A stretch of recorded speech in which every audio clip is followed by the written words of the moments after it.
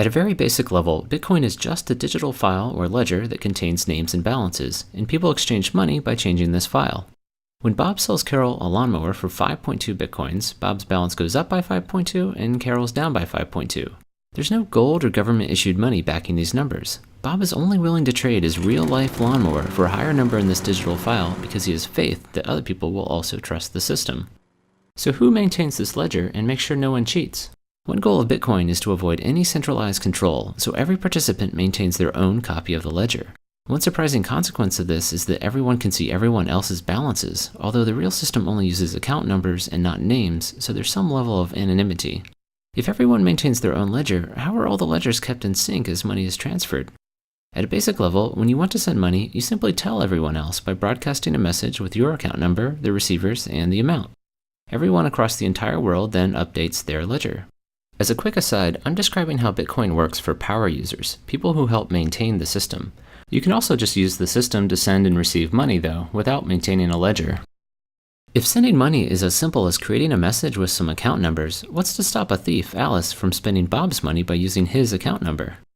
Like a pen and paper check, Bitcoin requires a kind of signature to prove that the sender is the real owner of an account, but is based on math rather than handwriting.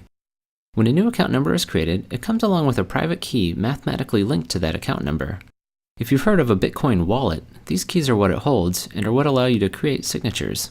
To create a signature, a private key and the text from a transaction are fed into a special cryptographic function. Another function allows other people to check the signature, making sure it was created by the account owner and that it applies to that specific transaction. Unlike the handwritten version, these signatures can't be copied and reused in the future, as they're unique to each transaction. While the mathematical signatures prove who sent a transaction, they can't prove when it was sent, and this turns out to be problematic. In our traditional banking system, if Alice wrote 2 checks but only had enough money to cover one of them, the bank would pay the first person attempting to cash his check but refuse the second because Alice's account would be empty. So the order of these checks is critical because it determines who should get paid. Unfortunately, order is much harder to determine in Bitcoin, where instead of a single bank, there are individuals all over the world. Network delays might cause transactions to arrive in different orders in different places, and fraudsters could lie about timestamps. 2 recipients might both think their transaction is first and ship a product, effectively allowing Alice to spend money twice. Bitcoin prevents this by providing a way for the entire world to decide on transaction order. As new transactions are created, they go into a pool of pending transactions, and from here they'll be sorted into a giant chain that locks in their order. To select which transaction is next, a kind of mathematical lottery is held. Participants select a pending transaction of their choice and begin trying to solve a special problem that will link it to the end of the chain. The first person to find a solution wins and gets to have their transaction selected as next in the chain. So what's this linking problem?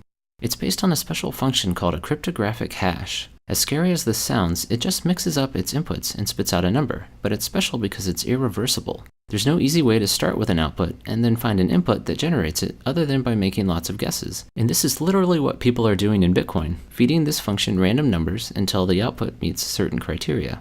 Besides a random guess, you also input a transaction from the pending pool and chain, which is where the linking part comes in. So the lottery provides a way for the entire world to decide which transaction is next, but the math behind it also helps ensure everyone agrees about past transactions too. Suppose you're joining the network for the first time and request a copy of the transaction chain to get caught up but receive several different versions. Which one should you trust? Ideally, you would trust the one that the majority of people are using, but determining this on the internet is difficult. What would stop a single person from voting millions of times? Bitcoin prevents this by requiring people to solve math problems to vote. This causes each vote to have a cost in computing power, making it unlikely that a single person or group could ever afford to outvote or outcompute the majority of users. The transaction ordering process described before actually provides the voting system. Part of the input to the linking problem is a transaction from the end of a chain, so each guess is effectively a vote for that chain. But how are all the votes tallied? Because the cryptographic hash function has well-defined statistical properties, you can look at any given answer and estimate how many guesses it took to find it, just like estimating how many coin flips it would take to get 100 heads in a row. So the links in a chain not only put transactions in order, but also act as an effective vote tally, making it easy to see which chain most people are using. Finally, how does money get created? Every time someone wins the lottery to pick the next transaction in the chain, new bitcoins are created out of thin air and awarded to their account. Solving these problems is commonly called mining, as this is how money enters the system, but the main purpose of the math is to make sure everyone's ledgers agree. The math simply provides a convenient way to randomly distribute money into the world. In fact, sometime around 2140, no more money will be created and participants will only be paid from fees added on to transactions. I hope this gives you a quick sense for how Bitcoin works. If you'd like a more detailed summary, check out my 22-minute video, How Bitcoin Works Under the Hood.